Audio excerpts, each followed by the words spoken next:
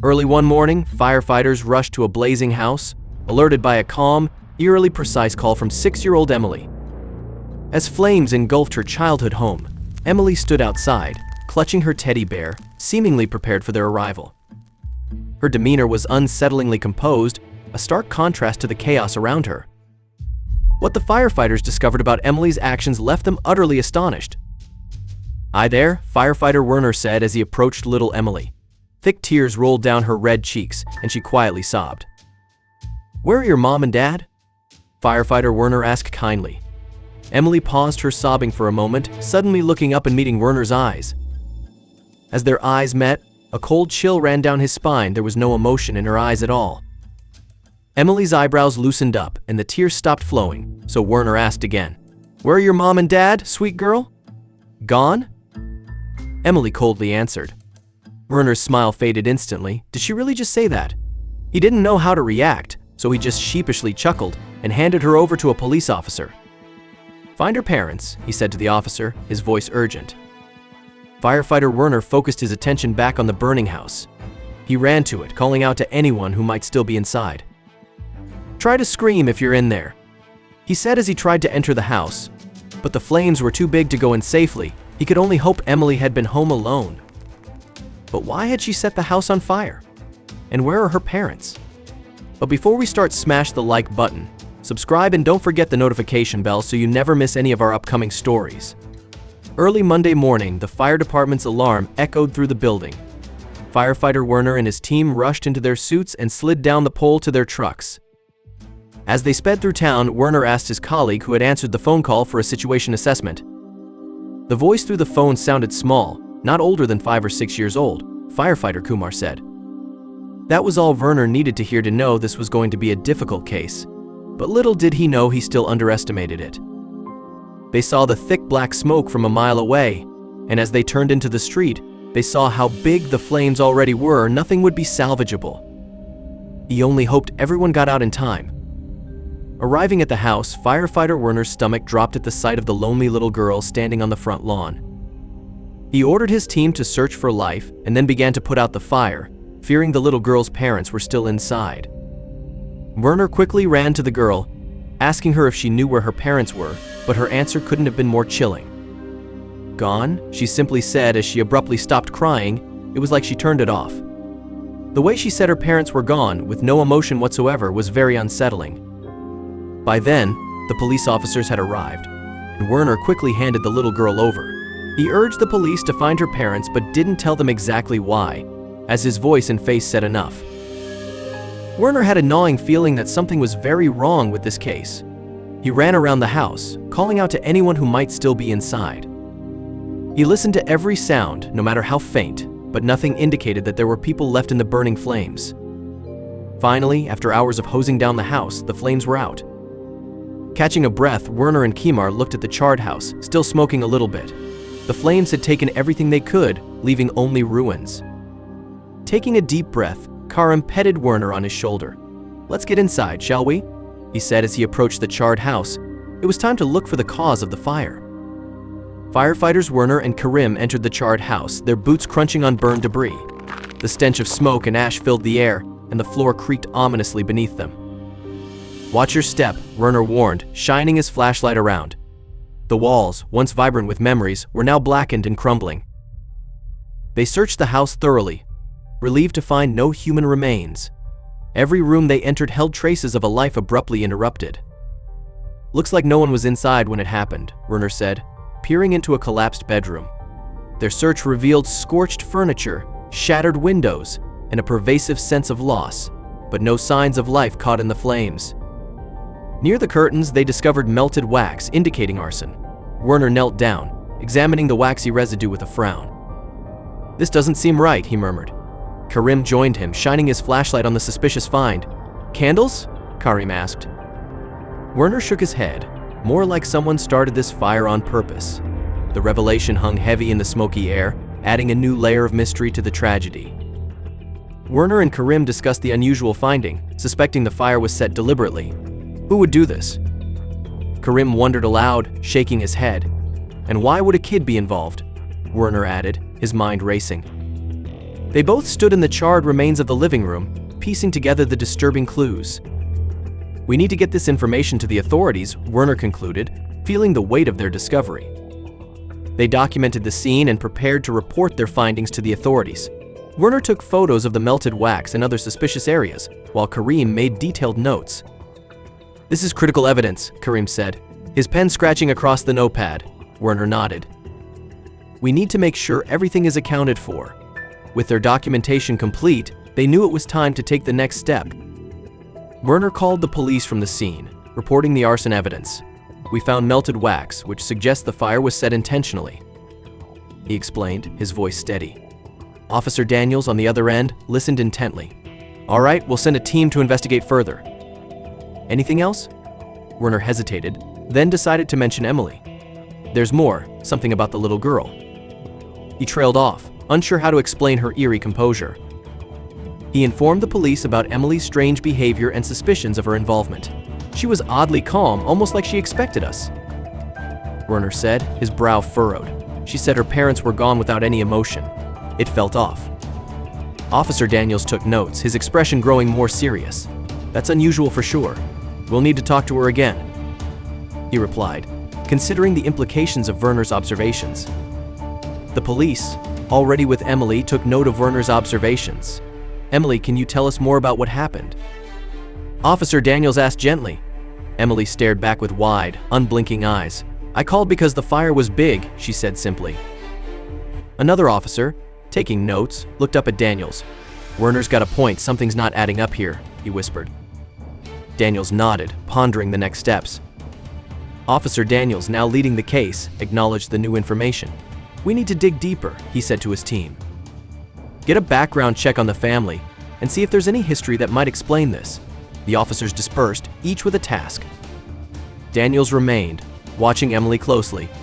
"She's key to this whole thing," he muttered, determined to uncover the truth behind the fire. The police began to shift their focus to investigating Emily's role in the fire. "We need to find out what she knows," Daniels instructed. "Interview her teachers, neighbors, anyone who might have noticed something unusual." The team nodded, understanding the gravity of the situation. Back at the station, they prepared to question Emily further. The pieces of the puzzle were starting to come together, but many questions remained. At the station, Officer Daniels offered Emily a glass of water to make her comfortable. "Here you go, Emily," he said softly, placing the cup in front of her. Emily took it without a word, her small hands wrapping around it. Daniels watched her, trying to read her expression, but her face remained blank. He took a seat across from her, preparing to ask some gentle questions. He gently questioned her about the previous evening, using a calm tone. "Can you tell me what happened last night?" Daniels asked, keeping his voice steady and kind. Emily sipped her water, then placed the cup back on the table. "The fire happened," she said flatly. Daniels nodded, encouraging her to continue. "Do you remember how it started?" he asked, hoping for more details from the little girl. Emily's emotionless demeanor and vague answers frustrated Daniels. "It just did," she said, her voice devoid of any inflection. Daniels leaned forward slightly, trying to connect with her. "Were your parents home when it started?" he asked.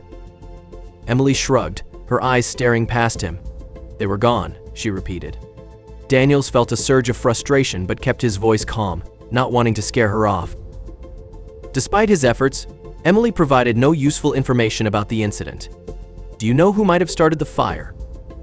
Daniels asked, hoping for a breakthrough. Emily shook her head, her face still expressionless. "No," she said simply. Daniels sighed inwardly, realizing he was getting nowhere. Every question seemed to lead to a dead end, and Emily remained as inscrutable as ever. Daniels noted Emily's unusual behavior, which deepened his concerns.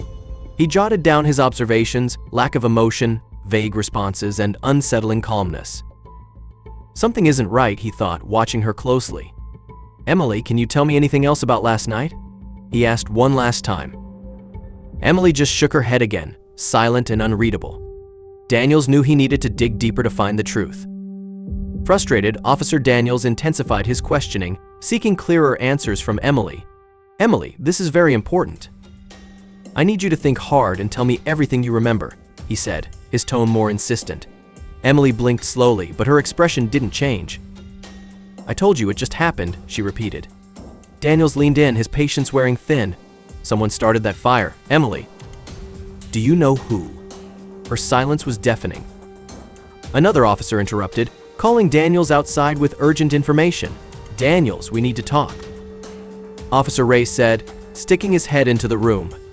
Daniels frowned, glancing back at Emily before following Ray into the hallway. What's so urgent? Daniels asked, trying to mask his irritation. Ray looked serious, his face etched with concern. It's about Emily's family, he began, leading Daniels away from the room. In the hallway, the officer informed Daniels about contacting Emily's grandparents. We managed to get in touch with her grandparents. Ray explained, his voice low. They're on their way here now. Daniels raised an eyebrow, processing the information. Her grandparents?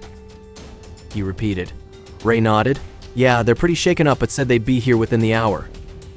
This news added another layer to the already complex situation. Daniels learned that Emily's grandparents were arriving at the station in an hour. Let's make sure everything is ready for them, he instructed. Ray left to handle the arrangements, while Daniels paused to consider this development, hoping it might clarify Emily's situation. Returning to the interrogation room, he informed Emily that her grandparents were coming, noting her unreadable reaction. At the scene of the charred house, as firefighters wrapped up, Werner decided to investigate further.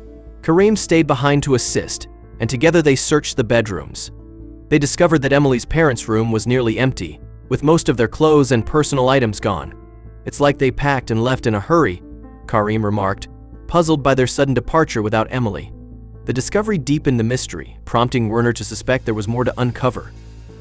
As they documented the findings, a neighbor, Mrs. Thompson, approached, reporting unusual activity. She mentioned seeing a car leave the house around 9 p.m. the night before. She described Emily's parents as secretive and provided a partial license plate number of the car. Werner thanked her and reminded her to leave as the area was restricted. The new clues, the parents' disappearance, the car sighting, and the neighbor's observations added layers to the growing enigma surrounding Emily's family and the fire. Realizing the fire was intentional, Mrs. Thompson, the neighbor, expressed shock and curiosity before leaving. Werner and Kareem returned to the station, reflecting on the new lead, a car leaving the scene, which they shared with Officer Daniels. Daniels issued a search warrant, hoping it would provide critical answers about Emily's parents and the fire. Meanwhile, Emily's grandparents arrived at the station, deeply concerned about her safety. Officer Daniels questioned them about her parents and Emily's behavior. They described the parents as stressed but loving, denying that Emily could have started the fire. Daniels revealed evidence of arson, pointing to Emily as the only one home. The grandparents were horrified and insisted there must be another explanation. Daniels assured them that the investigation aimed to uncover the truth, emphasizing their cooperation was vital. Struggling to process the revelations, the grandparents expressed disbelief that Emily had been left alone, adding further urgency to solving the case. Emily's grandparents insisted her parents were loving and protective, unable to believe they would leave her alone. Suddenly, a distressed couple identified as Emily's parents stormed into the station, frantically searching for their daughter. Officer Daniels calmed them and allowed them to see Emily, who was safe but visibly confused. The grandparents confronted the parents, demanding answers about why Emily had been left alone. The parents admitted they had been exhausted and mistakenly left for a short trip, forgetting Emily in their fatigue. Realizing their mistake midway, they rushed back, only to find their house in flames. Tearfully, they recounted their regret and relief upon learning Emily was unharmed. When reunited, Emily questioned why her parents had left her. She confessed to holding a candle to the curtains in anger, intending only to scare them but accidentally starting the fire. Overcome with guilt, she called the fire department to prevent further harm.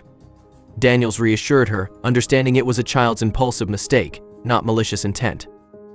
Recognizing the situation as a tragic accident, Daniels decided no charges would be filed. He advised the family to focus on healing and ensuring Emily felt supported. Relieved, the family embraced, promising to rebuild their trust and move forward together. Daniels watched as they began their journey toward healing, hopeful for their future. Thank you for watching. If you like this story, don't forget to hit the like button, subscription, and ring the notification bell so you never miss our upcoming stories.